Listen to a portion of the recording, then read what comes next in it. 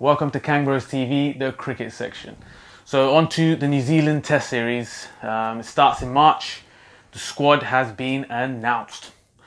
So there's a few batsmen in the spotlight at late. So you got Stoneman, you got Vince, you got Moheen.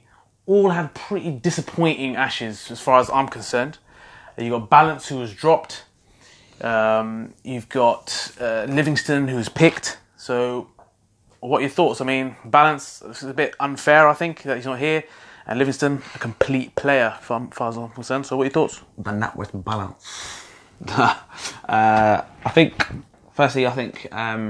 there's a lot of talk about Stoneman and Vince and people saying they shouldn't have been picked or should they have been dropped or anything like that. Listen, there needs to be some sort of continuity within the team. I think, for me, like Vince played well. I think there's a couple of innings in there. There's one, he got one absolute nut. Yeah.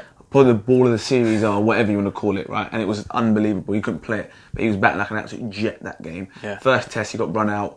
Yeah, it was his call, but it was a great bit of fielding. He was on 80, looked like flipping Laxman VVS, timing the arse off it when he was batting, flipping. Do you know what I mean? So he was, I think, he's got a lot of bad press on Vince, and I think Stoneman, to be fair, for me, I quite like Stoneman. Gritty, you know, Northerner, like gets him behind it. Fucking let's have it. I'm a fan. I like him.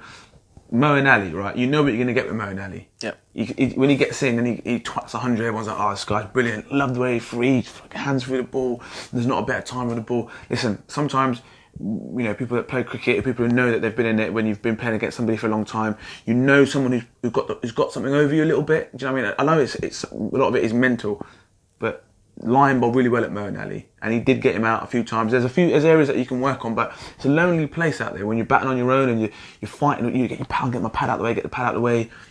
Sometimes you can't be done. I think line bowled really well, and he's a top bowler. So fair, you know, unlucky Moheen. But for me, I think those three guys, I'm happy with that. I'm all good.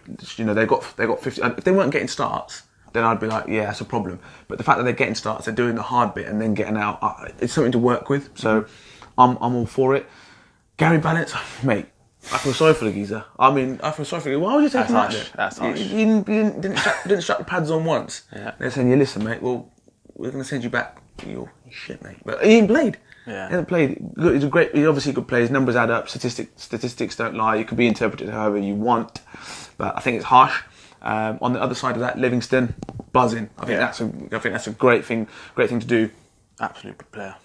Top player. I mean, he's got poles, you know, which is a bonus. But he's stacked up runs in difficult conditions. You can get runs here with a swinging ball. I like it. He's very attacking. He's got flair. He's had a go in the T20 side, got no runs. But again, that's, you know, you drop him in a T20 game for debuts. What do you think with Livingstone that he offers something what somebody else doesn't offer in the team right now? That's do you know the what? key thing. He does. But the only thing I would say, and I think this is something that I would really encourage people to get at me with this as well, to see what you think. But for me, I think what this means is Joe Root's got a bat 3. There's been a lot of the talks about. I've been watching a lot of the pundits on the telly talking about it, about, you know, moving up the order. Joe Root's got a bat 3. The big thing I've noticed, and it's my opinion, and again, I'm leaving myself open to get slaughtered here, because I know that there's probably India fans who are going to be watching this as well, and England fans who would be the same, and cricket fans in general. But in my opinion, I look at James Vince as a bit of a Rohit Sharma, England's Rohit Sharma. I know big shout. Yeah, no, I know you look at me like that, but listen, he is elegant. Really looks like he's got so much time. And if you look back before Rohit Sharma really exploded, everyone kept saying he looks so comfortable at the crease, and just like the only person who's going to get him out is himself. Yeah. And it's a bit like Vince. He finds ways to get out. Don't bat him 3. Don't bat him at 3. If you know he's going to nick off, if it's nipping away, he nicks off at England. Well, don't bat him at 3 then. Bat him at 6 or bat him at 5. Right? And that's what India have doing. Whether it's the right thing to do or not. I don't know. But he's obviously struggling at 3. You know, he's coming in when the ball's nipping around. Malan, he's taken his chance and buzzing that he's sitting on the side. He deserves it. He's racked him up in first class cricket for a number of years. Brilliant. I think Livingstone, great addition. Balance being dropped, really unfortunate. It's a real shame. But for me, I think Vince is your flair player. He's a guy that can do what Rohit Sharma's done, right? If you look at the first class statistics, he averages 38 or something like that, and Rohit Sharma averages 50. But you know what it's like, Indian players on Indian wickets, they've just been twat the ball everywhere because they're so good at their conditions. Vince is a top player.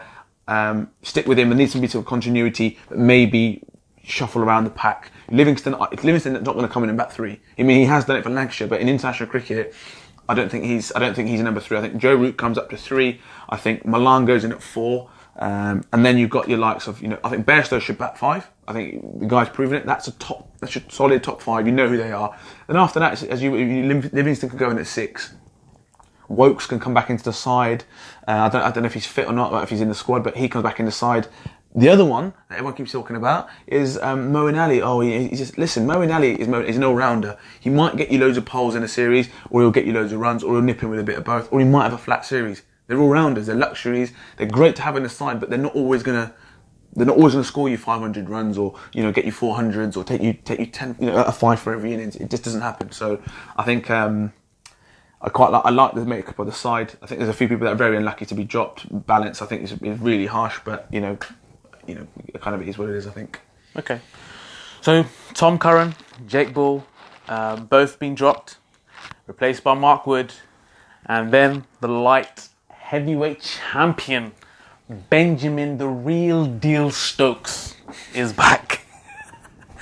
What the hell is going on? I mean, what are your thoughts on those being dropped? Is it harsh? Is it right? And the replacements, and obviously Big Benji. Yeah, this goes back to my last. We made the previous video. I think that the Ben Stokes things, and then it's a lot of it will always come out in the wash. It always does. But if he's eligible to play here in this series coming up in a couple of months, I guess, unless there's going to be loads of hearings in between now and then. Yeah, I don't know. I'm not sure. But the fact that they're picking him, yeah, it would say to me that this is a matter that I guess the police are probably, I don't know, maybe going to drop, or there's going to be something done about it. That's going to be put under the carpet. I don't know. But if he was available for now, he should have been available for the Ashes, and he should have played in the Ashes. Because as far as I'm concerned, as far as I know, he played first-class cricket in New Zealand in that time. So look, he is quality. He is. There's no doubt about it. And we need him. We do need him, and he is quality. It just baffles me as to what happened, what's been going on. Like, what the hell? Well, I think let's just put that behind us, right? And the fact that he's there, and we can now talk about him move forward in and hopefully he plays. Yeah. The worst thing would be if they pick him now, and then a hearing happens, and then they don't let him play. Yeah. Then it's bullshit. Then in that case, don't pick him and put him on reserve or something. I don't know, but I'm still baffled about it. But if he's available and he plays, he's brilliant because he's top draw. Tom Curran, Jake Ball. Tom Curran, I think he came in as an injury, so he came in as a replacement, and there's been quite a few injuries. I think Stephen Finn would have probably played ahead of him. Mark Wood wasn't quite fit, and I think by process of elimination he came into the side. Do I agree with that? No. I've told you my feelings on that. Porter should have played. He's taken poles. He was in form. He was a guy. And in New Zealand, where it's going to deck off the wickets, your Southees and your Bolts and your Wagners, Bracewells, whoever they go with in the end, but it all jags. He's got a strong action that will make the ball jag. So for me, someone who's in form, who's taken poles, he should be playing. Bit unfair on Tom Curran, because although he didn't bowl very well, he actually batted really well. So I know he does both things, and he came in as a bowler.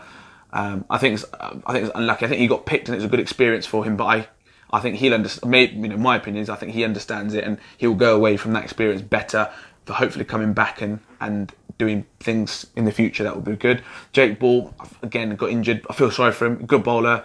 They seem to have backed him in England to the hills. He was one of the guys that was a dead set. So to completely drop him is weird. Baffling. It's weird. I think. I mean, again, it's my perspective. But Mark Wood, gas. He bowls gas. Yeah. So someone who can bowl rockets at 90 mile an hour with he should be in this. He's got to play, because it's just something completely different to what we've got. But my spotlight, and you heard it here first. Spotlight is going to be on Broad.